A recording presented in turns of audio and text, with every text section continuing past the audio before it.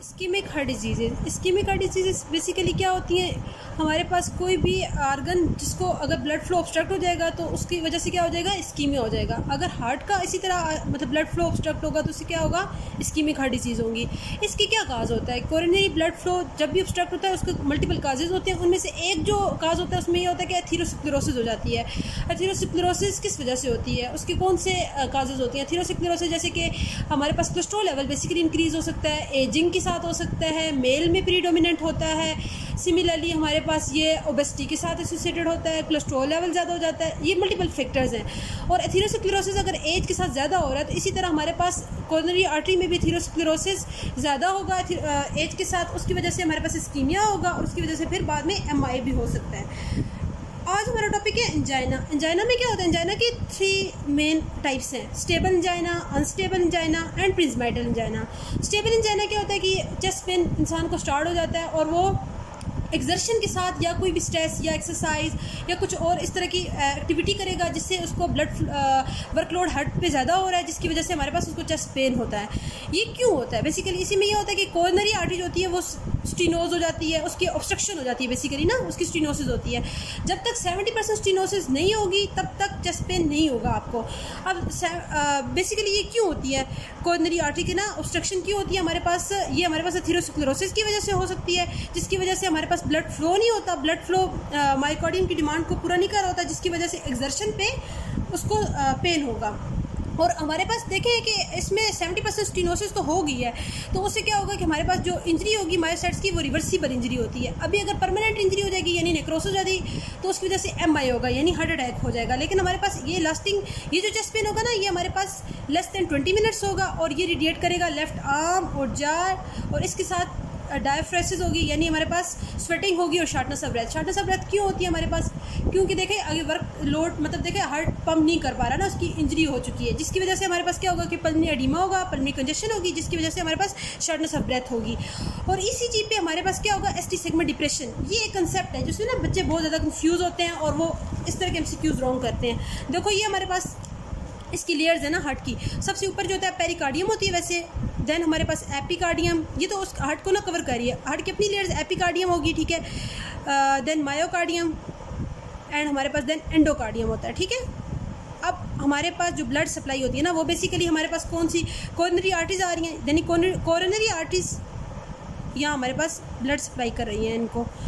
अगर कोई भी एथेरोस्क्लेरोसिस हो रही है या कुछ भी हो रहा है कि मतलब आर्टरी जो है ना ये ब्लॉक हो रही है, ठीक है, लेकिन पार्शली ब्लॉक है, इनकम्प्लीट ब्लॉकेज है ना, लाइक यानी एथेरोस्क्लेरोटिक प्लेग है, तो ये ऊपर वाली लेयर्स को तो ज़्यादा फिर भी देगी, इनको तो फिर भी ब्लड सप्लाई हो रहा है, लेकिन जो सबसे इनर लेयर होगी उसको ना उसकी इंजरी स्टार्ट हो जाएगी। तो इसकी वजह से हमारे पास सबसे, अगर सिर्फ एंडोकार्डियम की इंजरी हो रही हो तो हमारे पास क्या होता है, हमारे पास एसटी सेगमेंट डिप्रेशन होता है, ठीक है।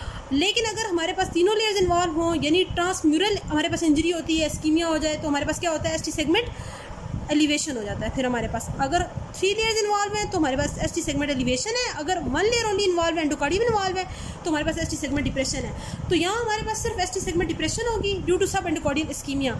तो इसका ट्रीटमेंट क्या है, आप रेस्ट कर लो, रेस्ट की वजह से क्या होगा कि वर्कलोड नहीं पड़ रहा, तो ऑटोमेटिकली हमारे पास एंजाइना जो है ना वो रिजॉल्व हो जाएगा। इस तरह नाइट्रोग्लिसरीन का फंक्शन क्या है, नाइट्रोग्लिसरीन किस तरह वर्क करती है, वो इस तरह करती है कि वो हमारे पास वेजोडाइलेशन करेगी, यानी हमारे पास वेंस को डायलेट कर रही है तो और आर्टरीज को भी, अगर वो वेंस को डायलेट कर रही है तो हमारे पास प्रीलोड क्या होगा, हमारे पास इसी तरह superior inferior when cover dilate हो रही हैं, उसकी वजह से ब्लड जो वापस पंप हो रहा है हमारे पास वो कम होगा और डिक्रीज प्रीलोड ऑफ हार्ट होगा, और इसकी वजह से फिर हमारे पास ये इस्कीमिया जो होगा वो कम हो जाएगा और हमारे पास ये एंजाइना भी रिजॉल्व हो जाएगा। सेकेंड हमारे पास क्या था, अनस्टेबल एंजाइना। ये हमारे पास वो एंजाइना होता है, ये थोड़ा स्फीयर है ना कि, लेकिन रस्ट पे भी हमारे पास पेन हो रहा है। ये क्यों होता है, ये हमारे पास ये भी बेसिक तो इनका वही फैक्टर है ना, एथेरोस्क्लेरोटिक प्लेग। अब एथेरोस्क्लेरोटिक जो भी प्लेग था, लाइक हमारे पास यहाँ ये था ना, ये देखो लेट्स सी, ये हमारे पास एथेरोस्क्लेरोटिक प्लेग है, ठीक है।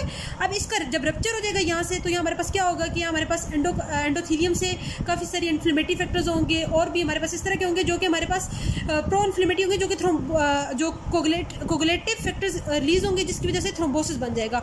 लेकिन ये भी कम्प्लीटली ब्लॉक नहीं करेगा, अगर ये कम्प्लीटली ब्लॉक करेगा तो अगेन वही एमआई हो जाएगा, यहाँ भी इनकम्प्लीट ब्लॉकेज होगी। लेकिन ये अगर आप ट्रीट नहीं करते हो तो ये हमारे पास फिर मायोकार्डियल इन्फेक्शन की तरफ ये लीड करेगा। तो इसमें क्या होगा, ये भी हमारे पास थ्रोम्बोसिस होगी, incomplete occlusion of the coronary artery होगी। इसमें भी अगेन रिवर्सिबल इंजरी होती है हमारे पास, लेकिन नेक्रोसिस नहीं हो रही है। तो इसकी वजह से क्या होगा, एसटी सेगमेंट क्या होगा हमारे पास, अगेन डिप्रेशन होगा ड्यू टू सब एंडोकार्डियल इस्कीमिया। तो ये भी आपको पहले मैंने सब एंडोकार्डियल इस्कीमिया का कंसेप्ट दे दिया है। तो इसकी भी ट्रीटमेंट क्या है कि आप रिलीव बाय नाइट्रोग्लिसरीन। ये रेस्ट की वजह से तो नहीं हो रहा, क्योंकि रेस्ट तो ऑलरेडी रेस्ट पे ही आपको पेन स्टार्ट हो रहा है, इस वजह से हमारे पास ये आप नाइट्रोग्लिसरीन दोगे तो तभी ठीक हो जाएगा। लेकिन इसका हाई रिस्क है प्रोग्रेशन टू मायोकार्डियल इन्फेक्शन। अगर इसको ट्रीट नहीं करोगे तो ऑब्वियसली बात है बाद में ये एमआई की तरफ लीड करेगा। फिर है प्रिंजमाइटिस एंजाइना। प्रिंजमाइटिस एंजाइना क्या होता है, ये इसको कंसेप्ट समझने वाली बात है। इसका बड़ा ट्रिकी सा एमसीक्यू आता है, लाइक एमसीक्यू या व्हाटएवर जो क्वेश्चन होता है वो थोड़ा ट्रिकी होता है। इसमें क्या होगा कि आपको चेस्ट पेन हो रहा है लेकिन रेस्ट और एक्सर्शन का कोई इफेक्ट नहीं है, क्यों हो रहा है? तो ये हमारे पास प्रिंजमाइटिस एंजाइना बेसिकली कोरोनरी आर्टरी का वेजोस्पाज्म हो जाता है, यानी कोरोनरी आर्टरी बहुत ज़्यादा वो स्पास्टिक हो जाती है। अब क्या होगा कि जब वो स्पाज्म होगा तो हमारे पास सारी की सारी लेयर्स होती है ना, एपिकार्डियम, मायोकार्डियम, एंडोकार्डियम, उन तीनों की तरफ ब्लड फ्लो कम मतलब जा रहा है ना, तो बिल्कुल वो जब वो कम हो रहा होगा तो सबकी इंजरी होना स्टार्ट हो जाएगी, जिसकी वजह से ट्रांसम्यूरल इस्कीमिया होगा। अब यहाँ क्या होगा, एसटी सेगमेंट एलिवेशन होगी। तो अब इसकी ट्रीटमेंट क्या, आपने नाइट्रोग्लिसरीन देना है अगेन, उसके अलावा calcium channel blocker. Calcium channel blocker का क्या इफेक्ट है, वो कोरोनरी आर्टरी के वेजोस्पाज्म को कम कर देता है। तो एंजाइना का टॉपिक यहाँ कंप्लीट हो जाता है।